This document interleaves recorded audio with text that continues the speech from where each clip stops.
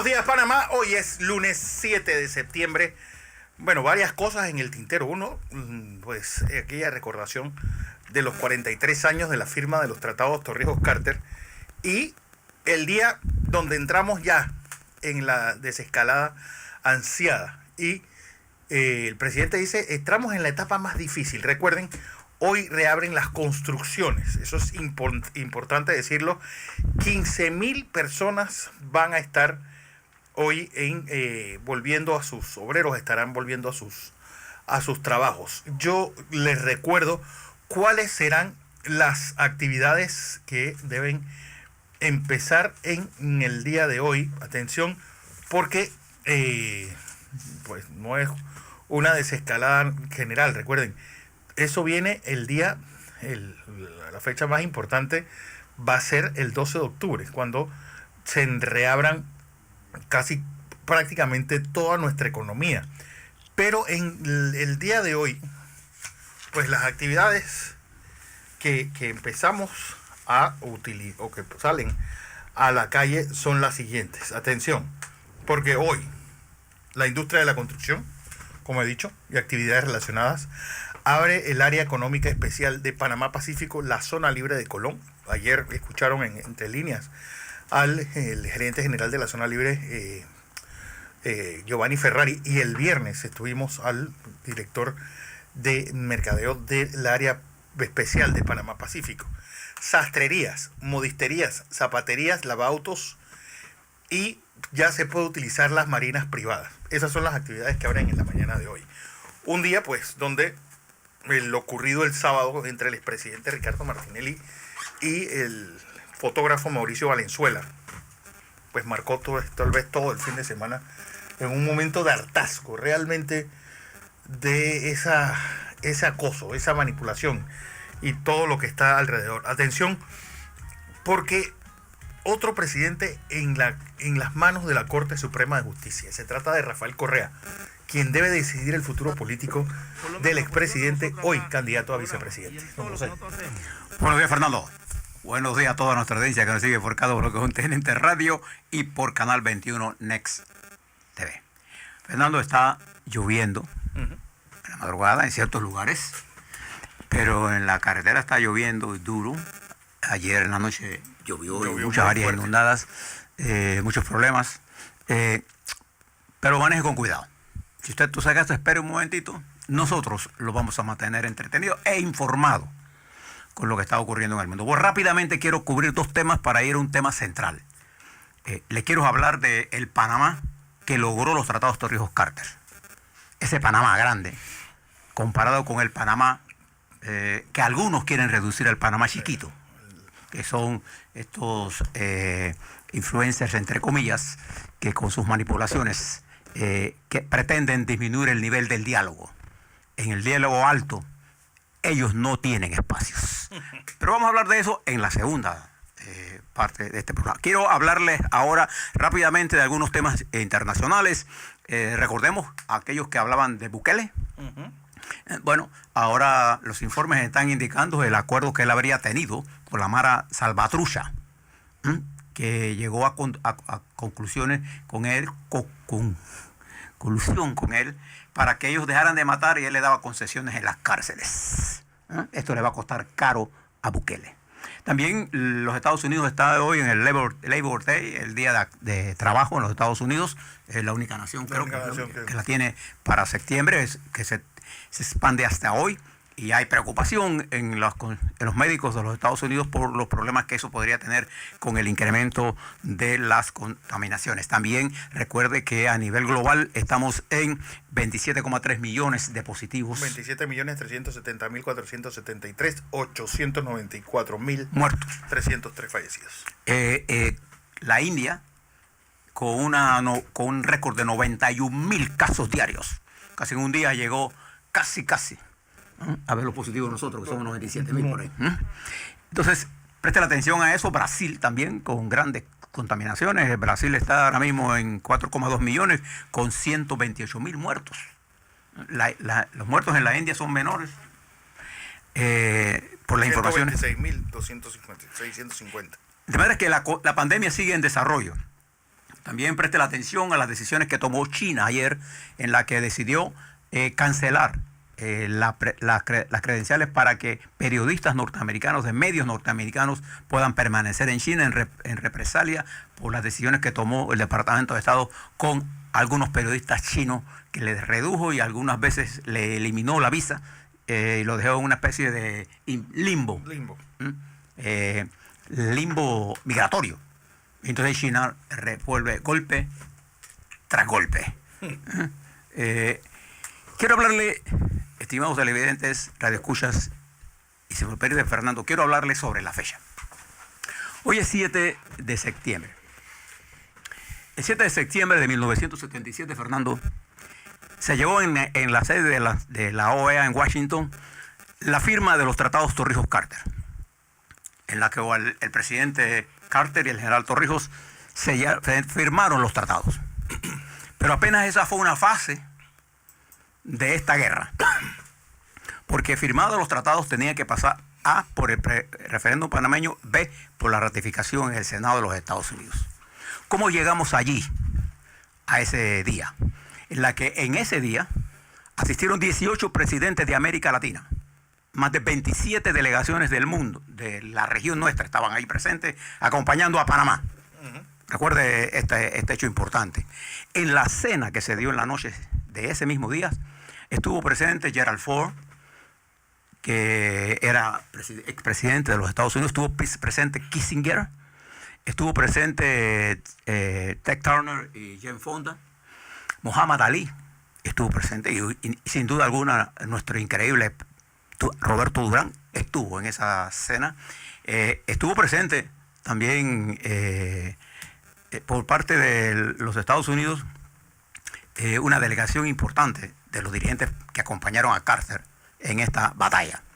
Pero también estuvieron presentes dos invitados especiales de Omar Torrijos: Gabriel García Márquez y el periodista inglés Graham Greene, ambos con pasaporte diplomático panameño, porque ellos no podían entrar a los Estados Unidos.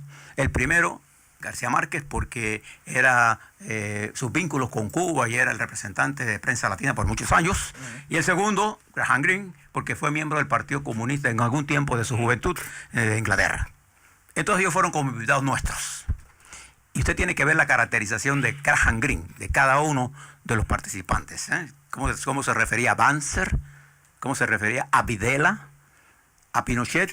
Y el cervecero, como dice él, Stroessner. Entonces este estuvo allí, en ese acto de la firma de los tratados. ¿Cómo nosotros llegamos allí? Nosotros, la República de Panamá, nos hemos enfrentado a grandes retos, retos como el que tenemos ahora. Pero en aquella época, la generación que comandó Omar Torrijos Herrera tomó la bandera de nuestras luchas históricas, que venía desde el momento en que ningún panameño firmó el tratado Jai-Buno-Varila. Y desde allí, liberales, conservadores, la intelectualidad panameña a lo largo de nuestra historia, obreros, campesinos, educadores, cantores, intelectuales, poetas, poetisas, jóvenes, y generaron toda una lucha que culminó aquel 9 de enero de 1964, cuando brilló con luces largas ese gran presidente panameño, Roberto F. Chiari, y una pléyada de jóvenes que lo acompañaron a él, May Moreno, por ejemplo, Galileo Solís, por ejemplo, que estuvieron presentes en esta lucha que es de todos, que era una religión que nos unía. Bueno, esa herencia la capturó Omar Torrijos cuando consolida su poder en la Guardia Nacional. ¿Cuándo la consolida? Torrijos llega al poder con un golpe de Estado que no tenía la intención de quedarse. Ellos no dieron el golpe para resolver ningún problema estratégico del país. Dieron el golpe para llamar la atención al Arnulfo Arias de que estaba procediendo mal con la Guardia Nacional. Bueno, es que todo el mundo habla de las generaciones pasadas, y lo cierto es que la generación del 68, solamente hay que ver las elecciones y lo que pasó después para darse cuenta de que era gente que no estaba a la altura de las circunstancias. ¿Y qué pasaba en ese momento del 68? La oligarquía panameña se dio el lujo de dividirse. Y de pelearse entre ellos. Y de pelearse. Y usted tiene que ver los periódicos del 68, las barbaridades que decían de los demás. Mire lo que está pasando ahora. Sí. Observe cómo los intereses de esa oligarquía llevaron al golpe de Estado, que después se va a consolidar cuando sale Boris Martínez en febrero del 69 y cuando después del golpe que la CIA y algunos agentes de la Guardia Nacional, encabezados por Sanjurjo y su combo, le dieron a Omar Torrijos, y su retorno el 16 de diciembre sella el liderazgo de Omar Torrijos con un Estado Mayor compacto, bajo la dirección de Omar Torrijos, con la presencia de ese gran panameño y militar Florencio Flores, con Paredes, con Noriega, con Fischer, García, con el coronel Elías Castillo, en fin, con un grupo de jóvenes oficiales que matrimonia a la Guardia Nacional con un proyecto nacional. Y fíjense las tres etapas antes de la firma. Torrijos y la Guardia Nacional no tenían el apoyo del área urbana. Y se monta una operación con los jóvenes profesionales que dimos el respaldo a Omar Torrijos con el campo. Y logramos una reforma agraria para rescatar a todas las comunidades que estaban en territorio usurpado por los latifundistas y que tenían a las comunidades encerradas. Logramos la nacionalización de la compañía Fuerza y Luz, la nacionalización y expropiación de la Panamá Boston. Logramos en ese periodo del año 69 al 72, logramos fortalecer el movimiento obrero creando más sindicatos y creando el Código del Trabajo. Y formamos una alianza entre obreros y campesinos con los militares, como fase inicial para la guerra que venía. Por allá por los años 72, Fernando te recordará, se celebra el primer Consejo de Seguridad. 73. El primer Consejo de Seguridad fuera de Nueva York se celebra en Addis Abeba, en 1972. A raíz de esa experiencia, el general Torrijos lanza la línea en el discurso del tercer aniversario de que vamos a llevar nuestro problema a nivel internacional. Y dijo estas palabras, más o menos: los vamos a joder tanto y va a ser todos los días de Dios que por esa jodedera nos van a entregar el canal. Eso fue lo que Zoilo Martínez en su libro va a llamar La jodedera se arrancó. Y en ese momento Panamá, con su diplomacia internacional, arranca a pedir el Consejo de Seguridad que se va a celebrar en el 73 en la República de Panamá, en la cual nosotros éramos miembros del Consejo de Seguridad. Y en ese Consejo de Seguridad, Panamá plantea su problema. Con la presencia, Fernando, de lo más granado de nuestra intelectualidad. Allí, a las 9 de la mañana, que es cuando arranca ese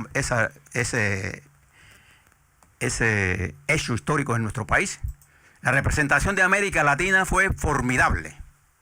Y el discurso de Omar Torrijos terminará diciendo a los señores embajadores y preferidos a los Estados Unidos: nosotros no estamos interesados, decía Omar, en colgar otra estrella a la bandera norteamericana, porque no somos colonia, no somos Estado Libre Asociado de ningún país del mundo.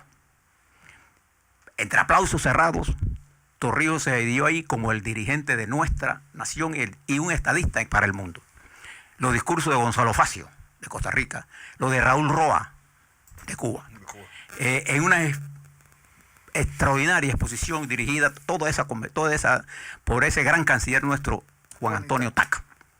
Y en esa conversación, los Estados Unidos, uniéndose a Gran Bretaña, que dio un voto de abstención, vota contra nosotros, pero el mundo votó contra los Estados Unidos, y Tac cerrará el consejo diciendo: los Estados Unidos vetó a Panamá, pero el mundo vetó a los Estados Unidos. Entonces arranca una nueva etapa de ese proceso.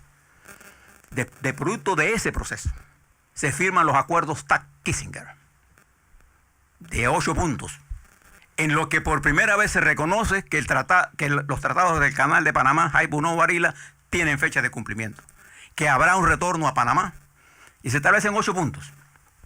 Pero quizás el acontecimiento más importante de ese periodo va a ser la presencia en Panamá, por allá por septiembre de 1975, del general George Brown, jefe del Comando Estratégico de los Estados Unidos, jefe del Estado Mayor, que junto a sus militares viene a Panamá y se reúne con el general Torrijos y su Estado Mayor. Y en esas conversaciones, el general Brown le da la palabra militar al general Torrijos de que los militares norteamericanos apoyarán la negociación, siempre que Panamá garantice la apertura de la vía y la defensa del Canal de Panamá mientras dure el nuevo tratado. Y en un titular del New York Times aparece, colgado, Torrijos se toma el Pentágono. A raíz de esa conversación, y ocurre otro acontecimiento que va a retrasar ahora los tratados. Watergate, en la cual el presidente Nixon deja la presidencia y se queda un vacío. Pero ya nosotros tenemos un avance con los militares. Y el tercer importante acontecimiento, que en el 76, Jimmy Carter llega a la presidencia. Bueno, llega gracias al bochorno moral que es el Watergate. Y observe lo que está pasando en los Estados Unidos ahora mismo. Observe lo que fue Watergate, que es pálido con lo que está pasando en los Estados Unidos hoy. Nada más le estoy haciendo estas comparaciones para que usted piense un poco la grandeza de aquellos tiempos en la que todos los panameños y panameñas participamos en un proceso largo, difícil, complicado. Y se montan 3 salas de negociaciones, 3 áreas. El área militar, que va a estar bajo la dirección de Rómulo Escobar Betancourt, con la participación de Adolfo Ahumada y ese gran abogado panameño Jimmy Arias, forman parte de esa masa. La mesa de aguas y tierras y administración, que estará bajo la dirección del arquitecto Edwin Fábrega, con la presencia de Omar Jaén Suárez, el ingeniero Cano, estaba el ingeniero Zambrano, Flavio Velázquez, en ese grupo, más a los apoyos que habían en Panamá, y la mesa económica, que está bajo la dirección de Nicolás Ardito Barleta. Y recuerdo que en las intervenciones de Nicolás Ardito Barleta, una de las expresiones más importantes que hizo Barleta como economista panameño ante fue indicarle a los Estados Unidos la diferencia que había entre lo que Estados Unidos estaba recibiendo del canal y lo que recibía Panamá. A precios contantes, los Estados Unidos había recibido más de 27.000 millones de dólares contra 1.000 y tantos millones que había recibido Panamá. Y demostró el valor del agua. Trabajo que también por ahí haría después el profesor Juan Jované. Se los leo para que usted vea el colonialismo que representaba. Nosotros poníamos todos y teníamos pingües ganancias. Esa era la realidad. Eso era el problema colonial. Después de eso, se monta toda esta operación. Los negociadores logran los acuerdos correspondientes y se anuncia en mayo del 77 los acuerdos, porque Carter estaba interesado, ya como presidente, en presentarlo lo más rápidamente posible. Los tratados se firman el 7, un día como hoy, y son sometidos a discusión en el Senado de los Estados Unidos, y se dan 2 votaciones en los Estados Unidos. En Panamá fue un referendo, 66 a 34. Panameños rechazaron los tratados. En los Estados Unidos hay 2 votaciones. El tratado que tiene que ver con la defensa del canal y la neutralidad, y el tratado de la administración del Canal de Panamá. Se vota el primero. Y en el primero, por un voto, Panamá gana. Fue en marzo del 78. El otro se va a votar un mes más tarde, pero ya con una enmienda que fue trabajada duramente por ese gran embajador nuestro en los Estados Unidos, que fue Gabriel Lewis Galindo, quien a la toma de posesión de a la entrega de credenciales, recuerdo perfectamente porque yo estuve en Washington en una misión con al Banco Mundial, porque estábamos financiando Fortuna, bajo la dirección de ese gran panameño ingeniero Juan Barnes Garay, presentando nuestras propuestas de financiamiento para Fortuna. Nos reunimos en la casa de Gabriel. Gabriel acababa de llegar de la Casa Blanca y nos decía: Blandón, me dieron 4 minutos y me cogí 36. Y ahí él le planteó a Carter la necesidad de negociar rápidamente. Y Carterman le mandó un mensaje al general Torrijos diciéndole: tenemos que negociar, tienes que tener en consideración tus intereses, pero también tienes que tener en consideración los intereses de nosotros. Posteriormente, rápidamente, Gabriel regresó a Panamá para conversar con Torrijos sobre esto. La coincidencia de Carter, la capacidad de nuestro equipo, la capacidad de tener Omar Torrijos al ACAS como presidente, a un Estado Mayor unido, a unas fuerzas públicas como la Guardia Nacional, a un equipo de hombres y mujeres que respaldábamos esa gestión, a un país que mantuvo con unidad y con firmeza esta guerra difícil, nos llevó después a un proceso de ratificación. Entre el 77, Fernando, y el abril de 78, Torrijos arranca con un patrullaje por el mundo, y el primero que visita es los Estados Unidos.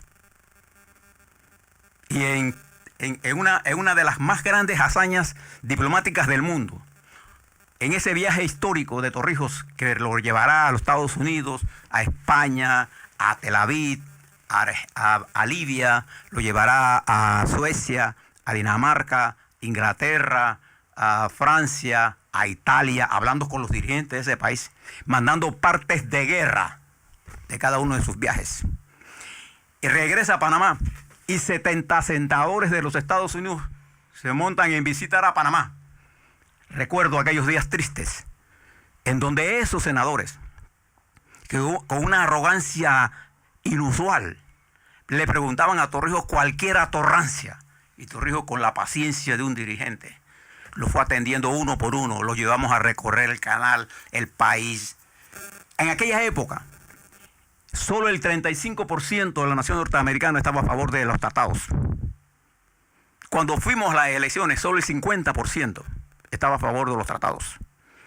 John Wayne, en un libro que aparecerá por ahí de Zoilo Martínez de la Vega, con la cita de John Wayne, los testimonios de todos estos hombres que dejaron ahí, dirá: Omar, no sé cómo usted puede soportar tanta intolerancia de nuestros senadores. Y vaya que fueron. Nosotros transmitimos en vivo, con traducción simultánea al español, todas las sesiones del Congreso, donde nos dijeron de todo. Sí. Yo nunca pude entender hasta dónde daba la piel de Omar Torrijos para aguantar tanta ignominia, tanta arrogancia, tanto insulto. Y al final, cuando se aprueban los tratados, Torrijos había montado una operación adentro de la zona del canal, dirigida con oficiales nuestros, ¿no?, que se llamaba la Operación Potable. Si no eran potables, voltábamos el canal de Panamá. Se hizo potable, no se voló el canal, pero con firmeza, con unidad, con una comprensión estratégica, con una comprensión del poder, del papel de Panamá en el mundo. La generación que acompañó a Torrijos hizo posible esto. Le dejo el siguiente pensamiento.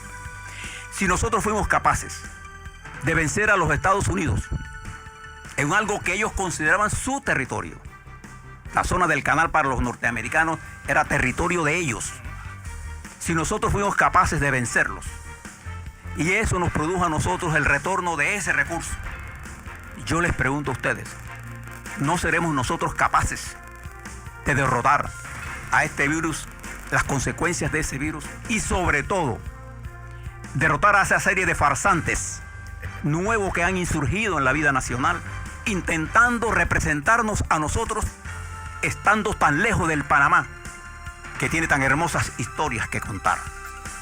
Le dejo esta reflexión a toda la nación, a los partidos políticos, pero también a la vuelta le voy a hablar de este problema del manejo de la manipulación de los medios de comunicación, con la complicidad de algunos grandes medios que, amparados en estos testaferros, intentan dividir la nación y llevarnos por el camino equivocado.